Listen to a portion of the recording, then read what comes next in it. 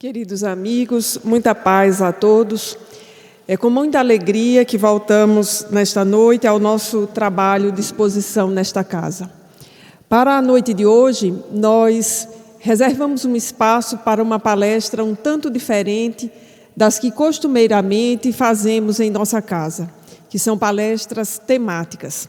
Para a noite de hoje, separamos uma obra, o livro Primícias do Reino, do Espírito Amélia Rodrigues, que completa, neste ano de 2017, exatos 50 anos de sua primeira publicação.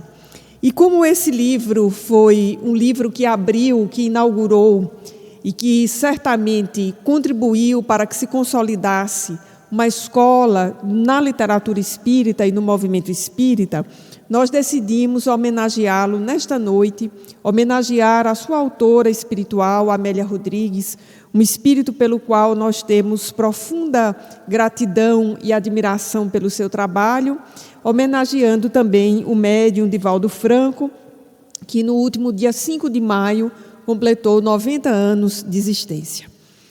Lidando com os meus colegas da área de literatura, professores dedicados à formação de professores no campo da área da literatura, todos eles são unânimes em afirmar que a melhor publicidade que se possa fazer de um livro são as afirmativas que um leitor possa fazer sobre ele.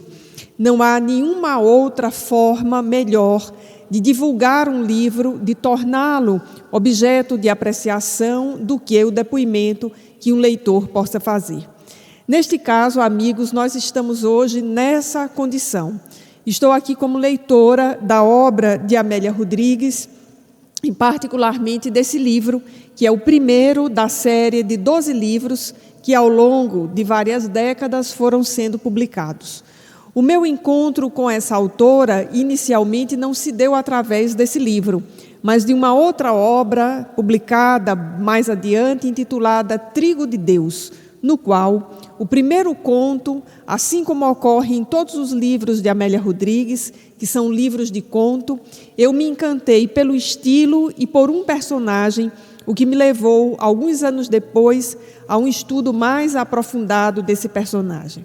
O primeiro conto do livro Trigo de Deus fala do grande seguidor de Jesus, o grande discípulo que foi Pedro. Um discípulo, para alguns, com uma vida controvertida, em face de ter sido um companheiro muito próximo de Jesus, testemunha ocular de diversas situações tidas como as excepcionais, a exemplo da transfiguração do Tabor, da preparação para aquele jantar de despedida, como aprendemos a chamar com Amélia Rodrigues, a ceia pascal, aquele que protagonizou a negação e, certamente, dos discípulos, aquele que teve a história, na sequência, mais relevante, porque nós vamos encontrar em Atos dos Apóstolos uma descrição extraordinária da mediunidade de Pedro e um aspecto mediúnico que o próprio Jesus não protagonizou. Nós encontramos em Atos dos Apóstolos a afirmativa de que até a sombra de Pedro curava, de modo de quando ele ia numa rua, as pessoas colocavam os doentes na calçada para que a sua sombra projetada sobre esses doentes pudesse curá-las. Essa descrição de Pedro, ela sempre me chamou muito a atenção. Como é que a sombra de alguém pode curar outro? E, evidentemente, eu levei muitos anos para entender essa descrição de Atos dos Apóstolos, não apenas como uma descrição referencial de uma mediunidade extraordinária, mas como a descrição de um simbolismo profundo de alguém que superou a chamada sombra da sua personalidade, conforme nós aprendemos na obra do Espírito Joana de Ângeles, sendo a sombra todo aquele conjunto das imperfeições, e substituiu essa sombra por aquilo que na psicologia e na obra de Joana de Ângeles vai se chamar de a sombra áurea, ou seja, aquela sombra que foi tratada e que foi acolhida e transformada consequentemente em virtudes. Então, esse personagem do Evangelho que transita da colaboração com Jesus e de uma colaboração em que ele faz questões que muitas vezes eu me reconheço naquelas questões da primeira fase de Pedro, quando ele olha para Jesus e diz certa vez: Senhor, e nós que tudo deixamos e te seguimos, o que receberemos? Ou quando ele pergunta a Jesus: Senhor, quantas vezes perdoar? Ele não estava exatamente se perguntando como perdoar, que é a questão certamente mais relevante para todos nós. Mas ele estava num nível ainda muito anterior ao como, que é o quantas vezes, que é um nível no qual nós nos colocamos quase sempre em relação às situações da vida, em relação às pessoas mais próximas, que com suas atitudes nos magoam, nos afetam, nos desafiam, nos criam conflitos. E eu vejo nessa questão de Pedro e em tantas outras, comportamentos muito meus, muito humanos, muito daqueles com quem convivemos, de certa forma pedindo contas a Jesus. Então eu já tinha um entusiasmo por esse personagem do Evangelho, que, diga-se de passagem, tem uma biografia tão notável, conforme afirmou o nosso amigo José Ferraz, que não houve médium ainda capaz de escrever a biografia de Pedro. Lembremos que nós temos, por exemplo, a narrativa sobre Paulo e Estevão, através da mediunidade de Chico Xavier.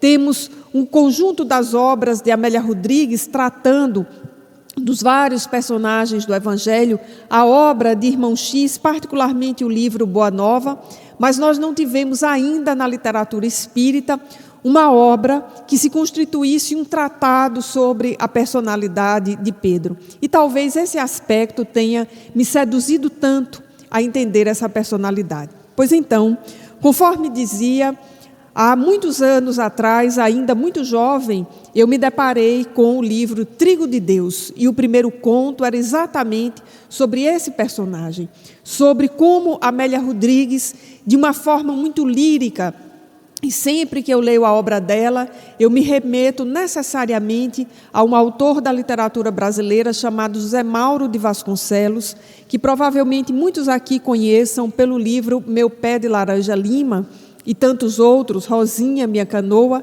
mas que da obra de Zé Mauro me marcou o livro Barro Blanco, em que ele narra a trajetória de um homem que sai do sertão para o litoral no Rio Grande do Norte.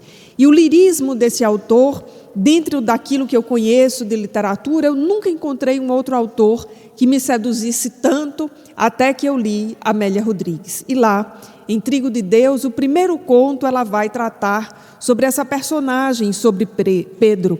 E foi aí que, como leitora, eu fui me seduzindo por essa autora, que faz uma descrição exatamente de um momento de profundo conflito ao recriar um contexto histórico. E como poetisa que foi, quando encarnada em sua última vida na Bahia, do final do século XIX, segunda metade, para o início do século XX, ela desencarna em 1926, tendo sido professora, educadora, reconhecida pelos anais da educação no Brasil, mas tendo sido, sobretudo, uma escritora, está arrolada entre as escritoras baianas. Ela desperta no mundo espiritual e, filiando-se ao pensamento do Espiritismo, vai vincular-se à obra, ao trabalho, ao grupo do Espírito Joana de Ângeles, e vai trazer para nós, como dizia, exatamente essa visão lírica da recontextualização de certos aspectos do Novo Testamento. E, particularmente, a sua recontagem sobre Pedro é que me encantou quando, no livro que já citei, ela vai descrever o momento em que Pedro, estando ao mar, no trabalho, percebe a aproximação de alguém que inicialmente ele não sabe quem é, mas cuja vibração, diz Amélia Rodrigues, chegara àquele pescador muito antes que ele pudesse perceber quem de fato se aproximava. E vai então ouvir o convite de Jesus, que é o convite para que ele deixe a rede que pesca peixes para ser pescador de almas. E confesso que quando eu cheguei no conto, nesse ponto da narrativa, eu já estava ali muito seduzida pelo texto, pelo personagem, pela autora, e prossegui a sua descrição de como aquele personagem ali apresentado inicialmente como um homem rude, de uma profissão desafiadora que há de ser pescador, num contexto histórico de profundas dificuldades como aquele em que Jesus viveu, se deixa seduzir por um convite de sensibilidade para ser pescador de almas.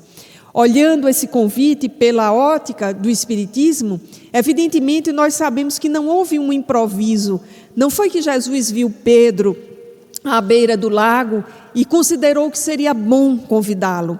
Nem foi assim de improviso que Pedro, percebendo a aproximação de alguém e sensibilizando-se, primeiro pelo seu magnetismo e na sequência pelas suas palavras, aceitou um convite assim sem mais nem menos, para deixar toda uma vida que ele vinha construindo. Tinha uma pequena empresa de pesca, é considerado aquele entre os discípulos que tinha melhor condição de vida. Para usar uma expressão nordestina pouco conhecida nos dias de hoje, entre aqueles que estavam com Jesus, Pedro era um arremediado, tinha uma fonte de sobrevivência. E não foi de improviso que ele deixou tudo isso para seguir a Jesus. Tanto é que mais adiante nós vamos encontrar a sua pergunta: Senhor, e nós que tudo deixamos e te seguimos? Evidentemente há um planejamento espiritual para esse encontro. Há uma perspectiva muito clara de Jesus de quem seriam os seus colaboradores, que certamente já reencarnaram para colaborar com Jesus, já sabendo disso, com essa matriz de colaboração íncita em suas consciências. Tanto é que todos eles despertam com muita facilidade ante o chamado de Jesus, assim como ocorre com todos nós quando ouvimos esse chamamento do Mestre em nossas vidas. E desse conto, então, que foi me seduzindo, como eu disse, nesse ponto da narrativa em que Jesus convidava Pedro para ser pescador de almas, eu me transportei exatamente para aquele cenário de conversas entre os dois, de encontro, a alegria certamente daquele espírito de se ver diante da sua tarefa no mundo espiritual, de ter permanecido fiel até aquele momento para ser convidado. E o final do conto, que foi o que me deixou ainda mais encantada e seduzida pelo texto, na sequência pelo livro e imediatamente pela autora e pela sua obra, que é o desfecho no qual Pedro, vencendo todas as resistências iniciais que ele pôde ter tido, foi seguindo a Jesus, foi ouvindo as suas pregações, foi se dando conta do quanto Jesus conseguia aglutinar em torno de si o seu magnetismo, admirando-se com as curas, como se aquele pescador fosse realizando um processo de descobertas ou de redescobertas daquele que era o Messias e que ali estava à sua frente. E no final do conto, Amélia Rodrigues, então, me seduziu completamente como leitora, quando ela narra que, em certa ocasião, quando Jesus falava a uma multidão, Pedro tem o que seria, na sua ótica de poetisa, de escritora, de contista, mais especificamente, no livro Trigo de Deus, narra a aproximação desse personagem com Jesus, o momento da sua sensibilidade, quando ele, vendo uma mãe com um filho que não podia avançar na multidão e que a criança estava muito doente, praticamente prestes a falecer, Pedro tem a atitude de tomar a criança nos braços, num sentimento muito paternal de proteção, de amparo, e tomando a criança em seus braços, vence a multidão e vai ao encontro do Mestre para deixar aquela criança mais próxima do momento em que Jesus abençoasse a multidão. E a autora, então, fazendo essa descrição, vai arrematá-la dizendo que naquele instante em que Jesus abençoava aquela multidão e aquela criança, dirigiu-se especificamente a Pedro, dizendo baixinho, somente para ele ouvir: Pedro, eu te conheço desde ontem. E esse então é o epílogo do conto, que nos traz uma enorme emoção lembrar dessa narrativa, lembrar do momento dessa leitura, que foi um momento muito especial. Eu estava num lugar muito especial na Federação Espírita do Estado de Pernambuco, e no intervalo entre as atividades, à sombra de uma mangueira, eu tive a oportunidade de ler esse conto. Então, eu estou aqui nessa condição, na condição de uma leitora que, ao longo desses anos de vida, vem se tomando de entusiasmo cada vez mais pela obra desse espírito.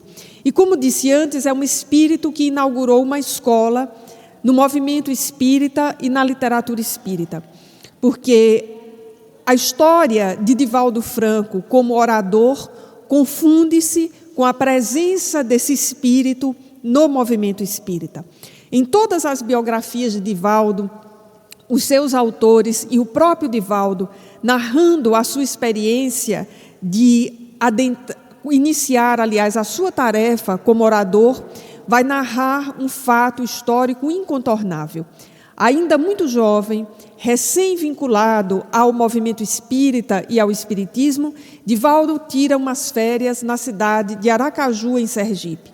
E alguns amigos que ele tinha, sabendo que ele havia tornado-se espírita, e imaginemos isso em 1947, a repercussão que não tinha um jovem de 20 anos, que havia saído do interior, estava morando em Salvador, havia rompido com as suas tradições familiares, tornara público que era espírita. Para aquele momento no Brasil, isso ainda era quase um escândalo, não obstante a mediunidade de Chico Xavier já fosse conhecida em toda a nação e já se soubesse no exterior da presença de Chico Xavier no Brasil. Fato é que nas férias de Divaldo, em Sergipe, ele foi convidado para realizar uma palestra na Federação Espírita do Estado de Sergipe. E ele narra que vai a essa palestra com a preocupação que antecede um momento como esse para qualquer expositor, por mais experiente que seja, e sobretudo para os expositores iniciantes. E ele disse que no lugar não havia mais do que 15 pessoas.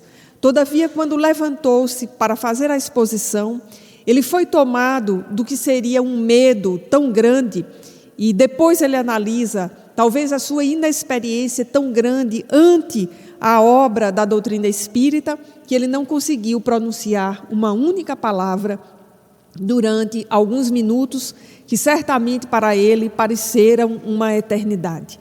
E narra então que aproximou-se um espírito com muita suavidade, com características femininas muito acentuadas, de muita sensibilidade, e anunciou para Divaldo que falaria por ele e através dele para os que ali estavam, recontando os ditos e feitos do Senhor. E Divaldo diz que nessa palestra, em 1947, que foi feita de uma forma inconsciente, ou seja, o médium não se recordou e não tinha consciência daquilo que ele dizia enquanto estava fazendo a exposição, e só depois os seus amigos puderam então relatar e ficaram tomados de admiração da forma como ele havia se referido ao Novo Testamento e o que ele havia dito.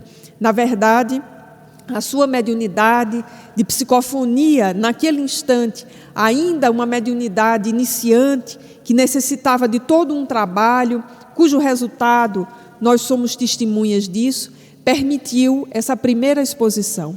Na sequência dos anos, Divaldo conta que, por muitas vezes, esse espírito conduziu as inúmeras conferências que ele teve, lhe solicitando que, ao lado do estudo do Evangelho segundo o Espiritismo, do Livro dos Espíritos e da Codificação, ele se dedicasse também à leitura de um Novo Testamento, pois que era fundamental uma memória povoada das sentenças, das histórias, das parábolas do Novo Testamento. Até que em 1967, portanto, 20 anos depois daquele primeiro encontro, o espírito Amélia Rodrigues, com o qual Divaldo já tinha plena intimidade, já o reconhecia com muita facilidade, já havia ficado, inclusive, conhecido pelas suas palestras em torno do Novo Testamento, sempre com muita riqueza de detalhes históricos, detalhes geográficos, sempre muito poéticas. Esse espírito anunciou que havia recolhido um material que formaria um livro e que seria psicografado durante as sessões públicas do Centro Espírita Caminho da Redenção. Nesse momento, o Centro Espírita já devidamente construído na sua primeira fase, em funcionamento, melhor dizendo, e as sessões públicas davam-se de modo muito singular. Enquanto um expositor conduzia a palestra, Divaldo, sentado à mesa, psicografava de forma semimecânica vários contos que se tornaram o livro Primícias do Reino, que tem uma dessas capas. Aliás, essa é uma de suas capas, uma de suas versões, nas várias edições que já teve. Então, a partir de 1967, nós temos o que chamamos de a inauguração de um estilo, no sentido de ficar registrado uma interpretação com uma reconstrução artística e literária dos chamados ditos e feitos do Senhor. E esse espírito, Amélia Rodrigues, responsabiliza-se por esse trabalho através da mediunidade de Divaldo Franco, ampliando aquilo que nós conhecíamos no livro Boa Nova do Espírito Irmão X. E, na sequência, muitos outros livros esse espírito vai ditar ao longo desses anos. Separamos apenas algumas capas para ilustração, mas são 12 obras, todas elas com títulos que já nos sugerem poesia. Primícias, que significa primeiros, os primeiros frutos colhidos, é exatamente o título desta primeira obra, os primeiros frutos do reino. Luz do mundo, quando voltar a primavera, há flores no caminho, pelos caminhos de Jesus, trigo de Deus, dias venturosos, até o fim dos tempos, a mensagem do amor imortal e vivendo com Jesus. Obras da autoria do espírito Amélia Rodrigues, que, como dissemos, tem uma passagem no Brasil, na Bahia, mais especificamente, em sua última reencarnação, e esse espírito vai nos apresentar, em sua obra, 2 aspectos que nos chamam a atenção de forma singular. O primeiro deles é que, observando a série, nós verificamos que esse espírito se antecipa ao que hoje se chama de a interpretação psicológica do Evangelho. Para quem acompanhou as últimas palestras que fizemos, intituladas Lendo o Evangelho com Joana, nós demonstramos exatamente isso, que a obra do Espírito Joana de Ângeles, não apenas a série psicológica, mas a obra como um todo, se encarrega de apresentar Jesus como terapeuta divino, como psicoterapeuta. E essa vertente, que é mais recente no movimento espírita e na psicologia de um modo geral, é dos anos 90 do século XX, nós verificamos que na obra de Amélia Rodrigues, nós encontramos aqui e acolá uma série de indícios que já demonstram a sua compreensão psicológica do Evangelho de Jesus. E como grande escritora que havia sido quando encarnada, ela tem exatamente essa habilidade que é própria dos escritores, que é de criar o perfil psicológico dos personagens. Então, vai recriando aqueles personagens que nós conhecemos e dando um viés psicológico que não está na narrativa de um Novo Testamento ou que se encontra muito longe de nós percebermos a partir da nossa leitura. Então, por exemplo, a personagem Zaqueu, descrita por Amélia Rodrigues, é uma personagem que vai ser apresentada como sendo portadora de um grande conflito interno. Alguém que precisava lidar com fortunas, com dinheiros, com taxas, mas alguém que vivia o conflito do desprendimento. E só quando a gente compreende esse perfil psicológico de Zaqueu é que a gente entende por que tão rapidamente ele vai, assim como Pedro, aderir à proposta de Jesus.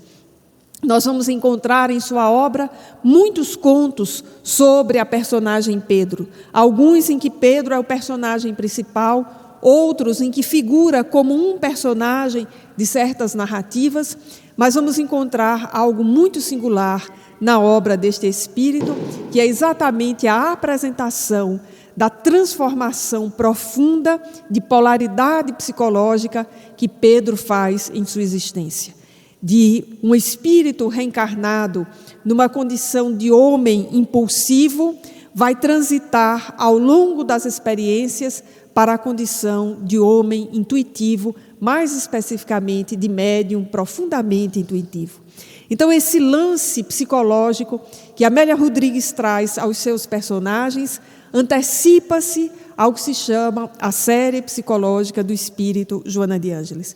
E o outro detalhe, muito do gosto daqueles que somos curiosos pela realidade do mundo espiritual, é o que ela diz na introdução de alguns de seus livros, que tem acesso no mundo espiritual a outras fontes sobre o Novo Testamento que ainda não estão disponíveis na Terra. Confesso aos amigos que esse é um fator que me seduz profundamente. Que fontes são essas no mundo espiritual?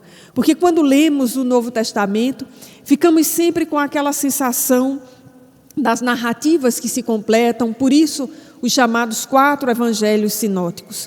Vamos nos sentindo muito empolgados pelo trabalho de interpretação do professor Severino Celestino, pelo trabalho de tradução de Haroldo Dutra, que estão consultando as fontes que existem na Terra. Quando lemos o trabalho do professor Joaquim Jeremias, que traduzido para o português, e a interpretação que ele faz das parábolas, sempre nos encantamos com a percepção desses autores sobre o Novo Testamento. E o que dizer, então, de fontes e, mais ainda, de testemunhas no mundo espiritual que viveram experiências com Jesus em seu período de 3 anos, o período em que Jesus viveu a sua vida pública, a sua missão de governador na terra, chamando-nos para o que Amélia Rodrigues define de a inauguração da era do amor, em alguns de seus livros, em outros ela chama a inauguração da era da misericórdia.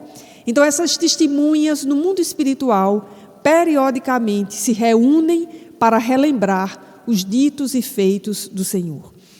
E sempre que eu me lembro disso, eu começo a pensar, por exemplo, o Natal como um momento de profunda emoção para todos nós. Relembramos o nascimento de Jesus, sentimos a importância daquele dia, consideramos a festa por excelência da família, a necessidade da busca da intimidade, do contato conosco mesmo, o grande apelo à solidariedade que o Natal nos traz.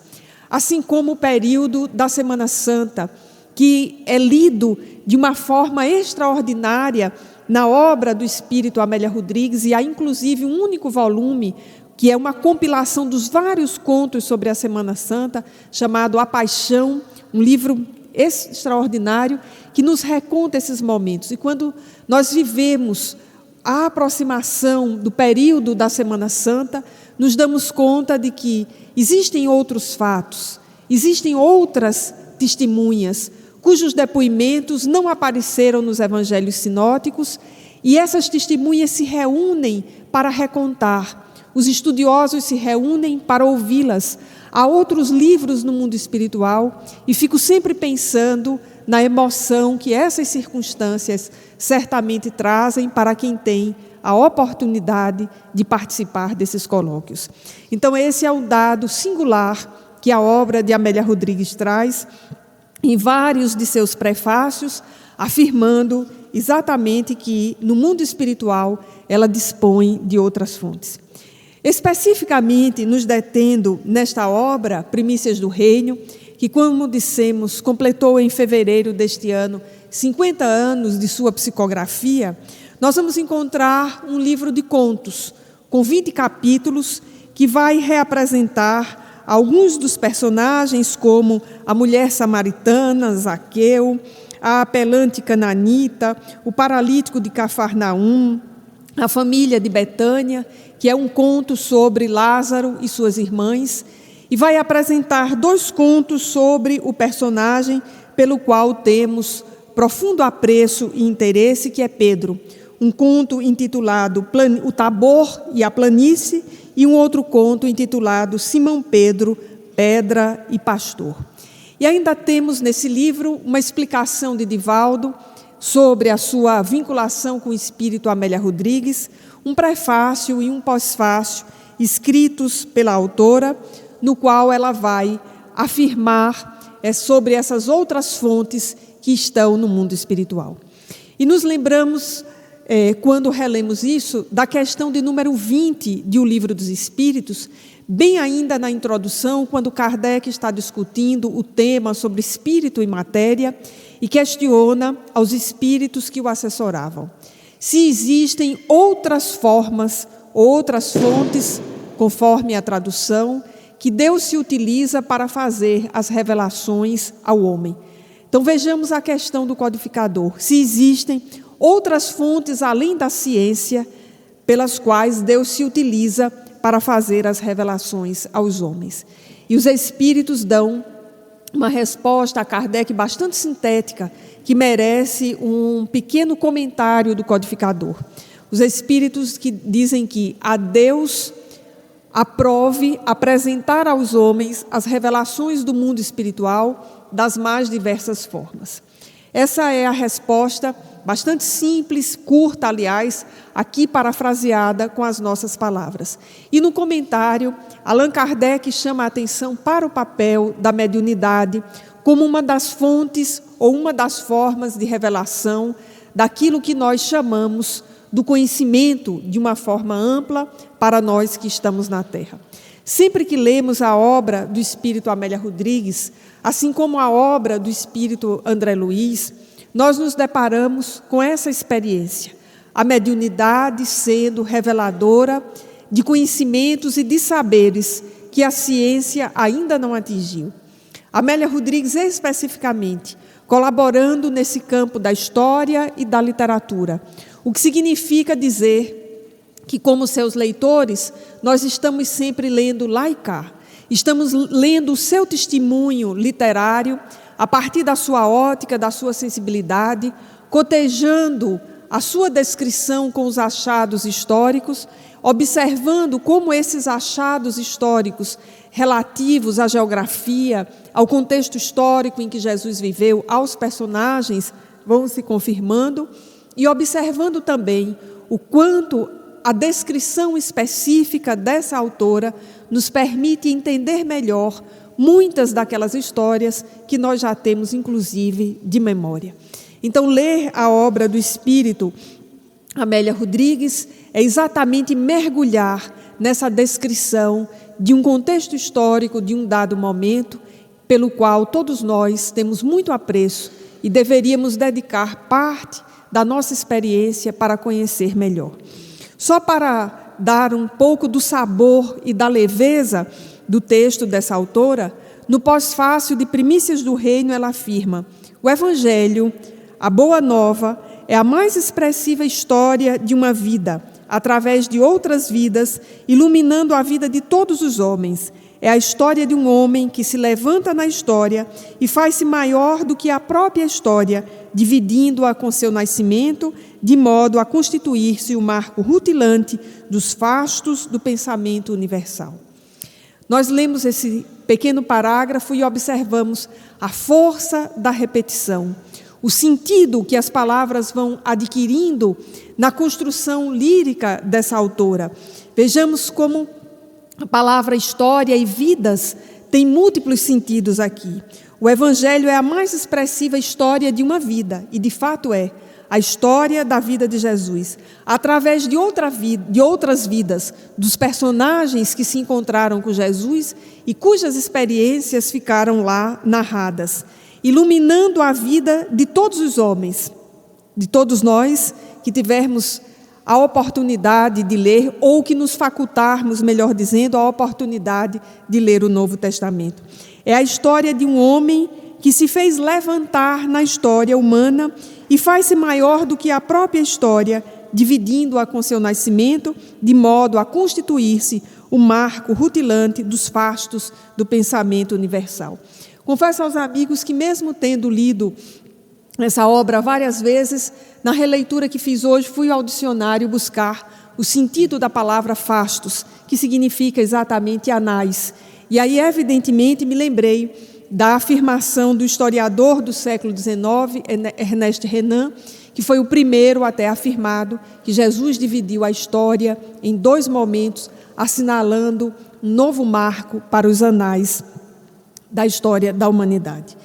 E para que a gente tenha uma noção de como essa autora espiritual vai construindo o seu texto, nós observamos nesse primeiro parágrafo a força da repetição das palavras que não se torna enfadonha. Outro recurso bastante importante são os pares opositivos, que nós encontramos muito nos textos de Amélia Rodrigues e que ela consegue fazer um jogo de sentido que nos seduz e que nos encanta e que eu separei alguns aqui para exemplificar nessa palestra. Num dado texto, a certa altura, ela diz o poder da força e a força do amor. Num outro texto, ela diz a grandeza do justo e a pequeninez do culpado. Os seus contos têm muito desses pares opositivos. A outra coisa que me encanta no texto dessa autora é a precisão com que ela vai usar os adjetivos. Isso porque há muitos anos, lendo uma entrevista de Raquel de Queiroz para a revista Veja, foi perguntado a Raquel o que era mais difícil de ser feito na obra literária do seu ponto de vista. E a grande autora nordestina teve a oportunidade de responder ao repórter, ao entrevistador, aliás, que o mais difícil era usar os adjetivos, porque adjetivos bem utilizados construíam a força dramática do texto. E aí ela estava se referindo a romances, a obras da dramaturgia, mais especificamente. Porém, adjetivos mal utilizados, disse Raquel, têm a possibilidade de destruir um texto. Como eu não entendia muito bem aquilo, eu li essa entrevista logo que eu estava começando a fazer o curso de letras, eu fiquei muito sem saber como é que um adjetivo ou os adjetivos eram capazes de construir a força dramatúrgica de um texto ou a sua força literária, ou fossem capazes de anular essa força, em alguns casos, se fossem demasiados, digamos assim, entre aspas, estragar um texto. Evidentemente, como a gente costuma dizer, eu precisei comer muito feijão, ler muita literatura, assistir aulas de literatura para entender que, de fato, os bons autores, eles têm uma precisão cirúrgica, praticamente, no uso dos adjetivos. E anos mais tarde, me dedicando à leitura da obra de Amélia Rodrigues, assim como a obra de Emmanuel, na obra de Emmanuel eu já testei inúmeras vezes. Hoje eu já não testo mais para provar nada, eu testo apenas para me divertir como leitora. Na obra de Emmanuel, durante muito tempo, à medida que eu ia lendo os textos do livro Pão Nosso, Caminho, Verdade e Vida, da sua série de interpretação do Evangelho, eu fechava na frase os adjetivos, apagava, para ver se a frase tinha a mesma força expressiva ou se dava a mesma informação. E todas as vezes Emmanuel ganhou de mim, foi sempre 10-0. E aí eu entendi o quanto aquele espírito sabia não apenas português ou escrever textos, mas o quanto ele sabia construir as informações que nós precisávamos ler, e eu particularmente. E aí, nos últimos anos, às vezes eu faço isso apenas para me divertir como leitora. E na obra de Amélia Rodrigues foi um pouco assim. Eu fui observando quanto ela usava os adjetivos para dar força expressiva aos seus personagens, para criar quase que uma força dramatúrgica, mesmo que não sejam textos de dramaturgia especificamente, não são textos para teatro, são contos, mas são contos com uma força muito grande, recriando um ambiente, recriando um momento, recriando um personagem, recriando uma circunstância. E lendo essa obra e relendo ao longo dos anos, eu fui então me encantando por esse estilo. E como disse antes, a obra de Amélia Rodrigues construiu uma história no movimento espírita, porque durante muito tempo as palestras de Divaldo Franco eram palestras em que ele recontava as narrativas da Boa Nova. Existiam praticamente 2 grandes temas para Divaldo Franco, e eu lembro isso de ter começado a ouvi-lo ainda muito criança.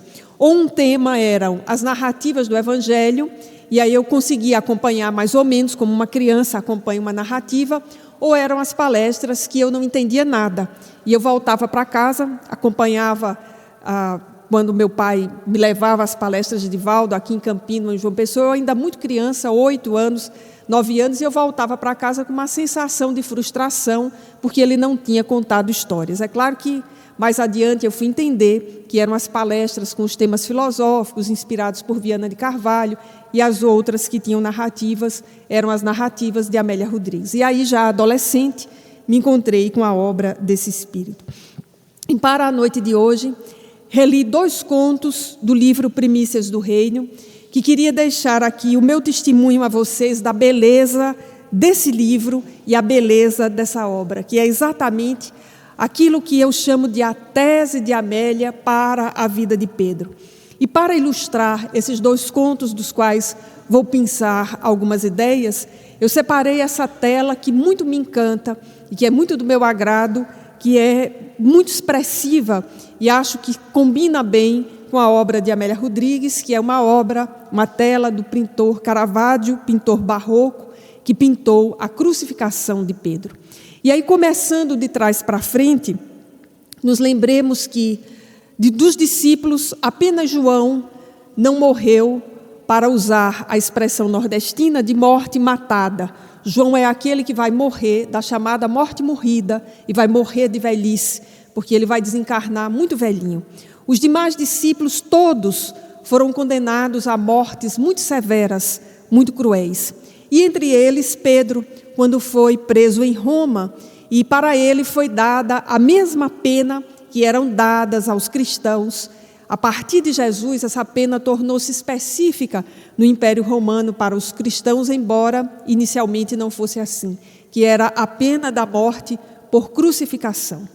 E Pedro então faz uma solicitação, a qual é atendida, de que ele não fosse crucificado como os demais que naquele dia morreriam, nem fosse crucificado como Jesus, mas fosse crucificado de cabeça para baixo, porque a sua vida não o legitimava, não o autorizava como alguém que pudesse ser morto da mesma forma que Jesus foi.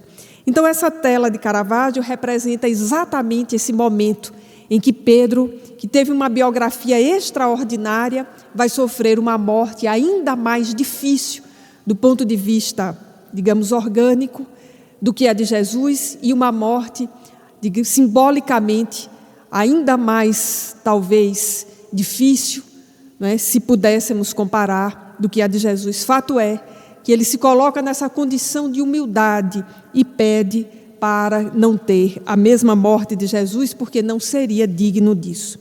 No livro, então, Primícia do Reino, um dos primeiros contos é Tabor e Planície. E só pelo título do texto nós já nos encontramos com o estilo da autora, as comparações e as oposições. O Tabor é um monte, e o seu antônimo, a sua antítese, melhor dizendo, seria a planície. E o que ocorre no Tabor, no alto, e o que ocorre na planície? Exatamente no Tabor, no alto, ocorre aquele episódio que é tão do agrado de todos nós que estudamos a mediunidade, porque é uma experiência mediúnica inigualável, testemunhada por Pedro, por Tiago e por João, que são as testemunhas oculares dos eventos mais pródigos que Jesus teve.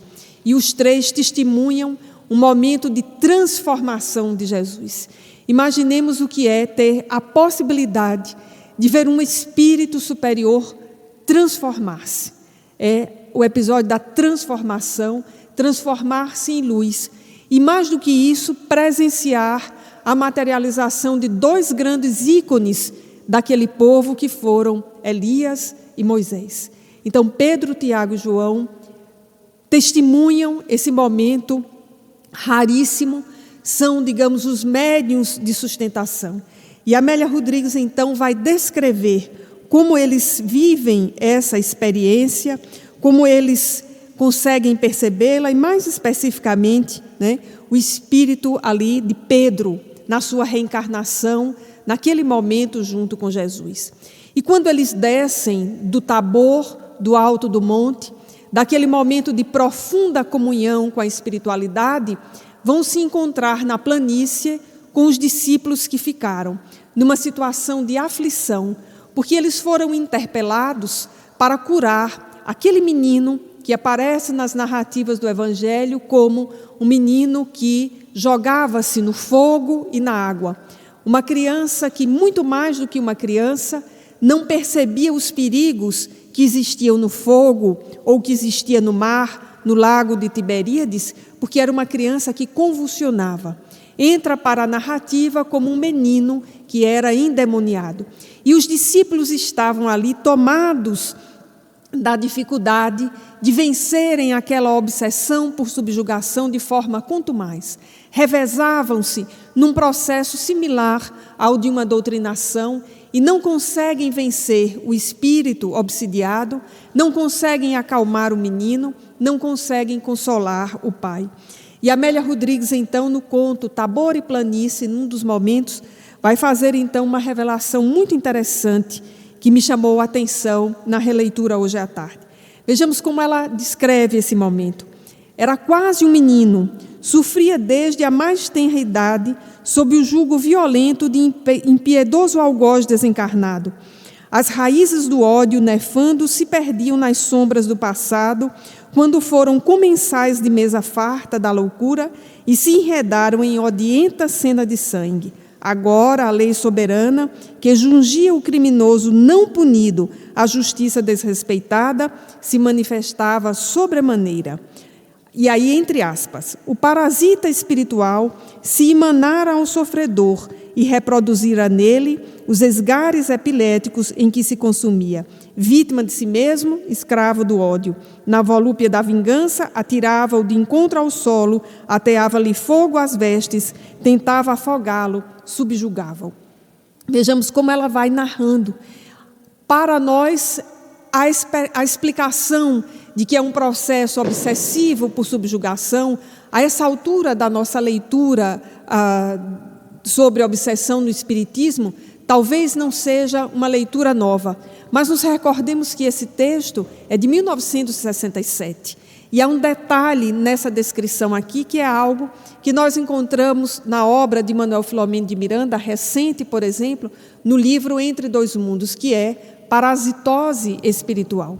Então havia naquela cena tão dolorosa, que se nós não tivermos essa chave do Espiritismo sobre a obsessão, se nós não tivermos a chave da reencarnação, se não conseguirmos entender que ali estavam vítima e algoz, sem que necessariamente um fosse somente a vítima e o outro fosse somente algoz, que aquele crime que havia passado despercebido da justiça terrena, em outro momento, retornava agora na feição de uma cobrança, nós não vamos entender por que é que os discípulos não conseguiam vencer aquele desafio que lhe era colocado naquele instante.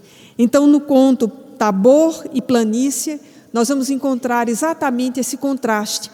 E o mais interessante é a montagem do conto, quase como um filme, em que nós temos cenas de momentos diferentes do que se passava no monte, em cima, e do que se passava embaixo, na planície. Relendo hoje à tarde, eu fiquei com a sensação de que talvez o conto tenha pistas muito próximas do que seria um roteiro para montar aquelas cenas como cenas para a televisão ou para o cinema. E o outro conto que é da minha predileção é Pedro, Pedra e Pastor, exatamente a oposição aparecendo aí no título do conto para descrever quem era aquele que convivia com Jesus e a sua descoberta. E aí como a autora vai colocando Pedro de forma, num viés mais psicológico, e vai narrar um episódio extremamente bonito já na sua origem e extremamente bonito nesse conto, que é a narrativa que se encontra no capítulo 21º do Evangelho de João, quando ele narra como Pedro, depois do processo de culpa profundo da negação, reencontra-se com Jesus e, na sequência, reencontra-se consigo mesmo.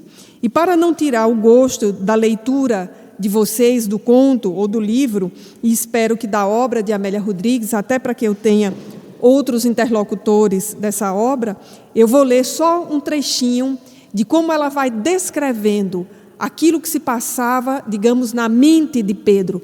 É um narrador onisciente ali descrevendo o personagem no seu conflito e na sua descoberta de Jesus. Depois de ter visto o mestre na praia, de o ter reconhecido, de ter conversado com Jesus, Amélia vai dizer: desatrelara-se do carro das paixões e morrer desatrelar-se do carro das paixões e morrer para todos os tipos de ansiedade, mantendo somente uma paixão, imolar-se pela felicidade de todos, era o desejo de Pedro naquele instante. Então é um conto em que Amélia Rodrigues vai nos trazer essa personagem de uma forma muito especial e muito bonita, e a forma como ela nos descreve o reencontro de Pedro consigo mesmo e com Jesus. Porque, amigos, se havia alguém com motivo para consciência de culpa e para ter a justificativa de vitimizar-se e não fazer nada nunca mais, essa pessoa era Pedro, porque conviveu com Jesus intimamente. Ouviu do mestre a advertência de que o negaria 3 vezes. E não obstante a advertência de que ia errar, Pedro errou. Sempre que eu volto a esse episódio, eu fico pensando como essa culpa deve ter pesado nos ombros de Pedro e como ele foi herói o suficiente para não caminhar pelo remorso e caminhar pelo arrependimento, soergando-se a cada dia a ponto de, inclusive, a sua sombra curar. E é por isso que dessa autora nós guardamos essa definição de Pedro. Foi o discípulo por excelência, Simão, pedra e pastor, que se levantou do engano para viver Jesus até o último instante, apacentando os cordeiros do seu rebanho de amor. Deixamos então, com essas palavras, a sugestão para que possamos conhecer essa autora que nos conduz como num filme, em 3 dimensões, aos ditos e feitos do Senhor, e com isso homenagearmos essa obra tão importante do movimento espírita, que em fevereiro deste ano completou 50 anos, primícias do reino. Muita paz a todos.